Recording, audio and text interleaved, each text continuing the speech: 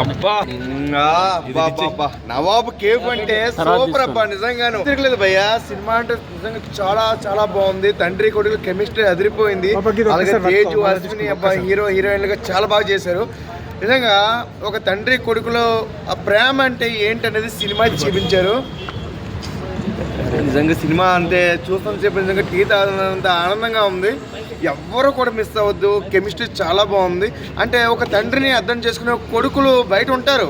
అంటే నువ్వే అపజాతంలో కిరాణా కొట్టంటే కిరాణా కొట్టేంట్రా మా ఓడి యూట్యూబ్ ఛానల్ పెట్టాడు అంటారు, లేదా అదంటే ఇదంటే వ్యాపారాలకు కాదు.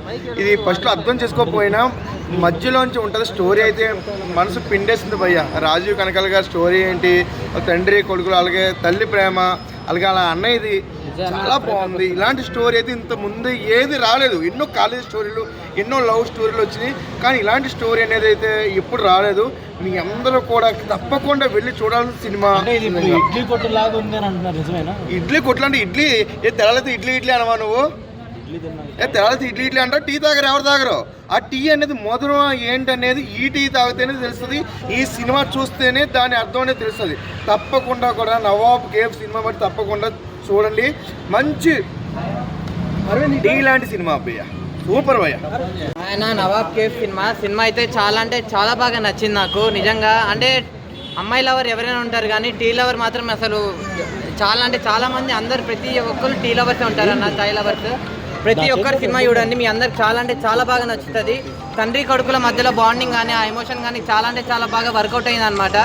ఇంకా డైరెక్షన్ కూడా డైరెక్టర్ కూడా ఒక మంచి డైరెక్టర్ అనమాట. అంటే ఒక మంచి స్టోరీని తీసుకున్నాడు. అంటే ఫస్ట్ ఆఫ్ అంతా ఇలా వెళ్ళిపోతూ ఉంటుంది, మంచిగా కామెడీగా అలా వెళ్తూ ఉంటుంది. మళ్ళీ ఇంటర్వెల్ బ్యాంగ్లో కొంచెం ఎమోషన్ అవుతాము.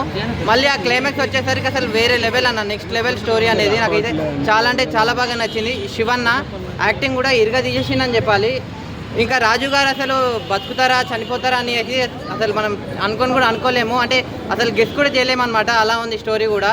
ఇంకా ఈ నవాబ్ కేఫ్ అంటారు కదా, అంటే సినిమా స్టోరీ మొత్తం ఒకటే అన్న. అంటే ఆ నవాబ్ కేఫ్ చుట్టూ తిరుగుతూనే ఉంటుంది. సినిమా అయితే ఓవరాల్గా నాకు చాలా అంటే చాలా బాగా నచ్చింది. ఇంకా తేజు అశ్విని అసలు వాళ్ళిద్దరి మధ్యలో ఉన్న సీన్స్ కానీ అవి కానీ అసలు ఎప్పుడు వచ్చాయో ఎప్పుడు వెళ్ళిపోయాయో కూడా మనకు అర్థం కాదన్న.